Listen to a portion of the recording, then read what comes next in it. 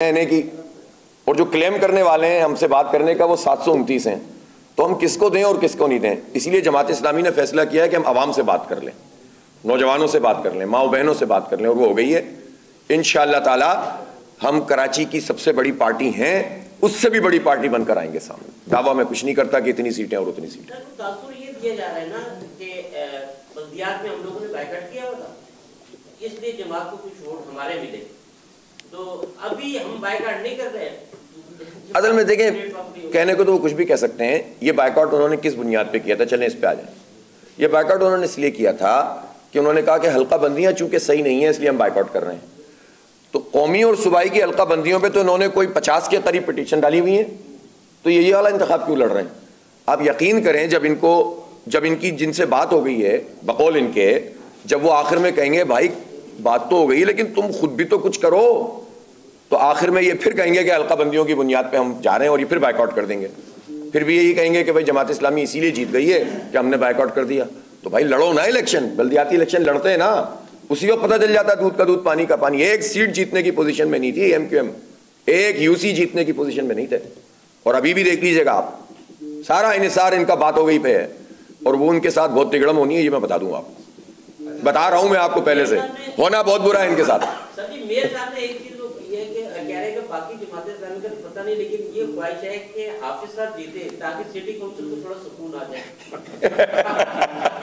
یہ ان کی محبتیں ہیں سر، ہمارے ساتھ خصوصی محبتیں ہیں سر، وہ ان کو کہنے تھے۔ اچھا، ان کو یہ پتہ بھی نہیں ہے کہ کون سی بات کہاں کرنی چاہیے، کون سا محاورے کا مطلب کیا ہوتا ہے، نیگیٹو کیا ہوتا ہے، پازیٹیو کیا ہوتا ہے۔ تو تھوڑا پڑھ لکھ جائیں تو میرے خیال ہے اس کا بھی فائدہ ہوگا۔ اردو پڑھیں، اردو۔ ان کی والدہ محترمہ بڑی اچھی اردو اسپیچ کرتی تھیں، اور ہمارے ساتھ تو ان کا بڑا جماعت اسلامی کے ساتھ بڑا تعلق تھا، تو کاش وہ سیکھ لیتے وقت پہ، یہاں ہوتے تو کچھ سیکھ جاتے۔ کر رہے ہیں، ہو چکی۔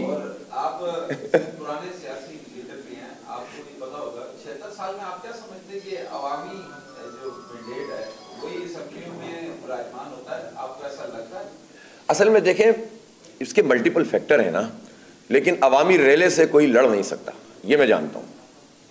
عوامی ریلے سے کوئی لڑ نہیں سکتا، ایک دفعہ آپ اسے نظر انداز کریں گے وہ دوبارہ اٹھ کر آئے گا۔ راستہ تو یہی ہے، آپ بتائیں کہ کیا اسپلنٹر گروپ بن جائیں، کیا ہتھیار اٹھا لیں کہ یہ لوگ جمہوریت پسند نہیں ہیں تو ہتھیار اٹھا لیں؟ دوسرا راستہ تو یہ ہے نا۔ اور بعض قوتیں شاید یہ چاہتی ہوں کہ لوگ مایوس ہو کر ہتھیار اٹھا لیں، پہاڑوں پہ چڑھ جائیں۔ یہ ہے نا اس ملک میں، جب آپ جمہوریت کے راستے بند کر دیں گے، جب آپ لوگوں کی رائے پہ قدغن لگا دیں گے، جب بولنے پر پابندی ہوگی، جب اپنی رائے دینے پر پابندی ہوگی، رائے دے دیں تو اس کو بدل دیا جائے گا، تو پھر ملک میں کون سا آپشن رہ جائے گا اپنے آپ کو منوانے کا؟ تو بھائی تو اب کون چاہتا ہے یہ؟ تو جو لوگ یہ چاہتے ہیں کہ یہ ملک آگے بڑھے اور یہ ہمارے نوجوان صحیح راستے پر چلیں، ان کے اندر امید ہو، یقین ہو، ان کو یہ سب حرکتیں نہیں کرنی چاہیے۔ بہت شکریہ۔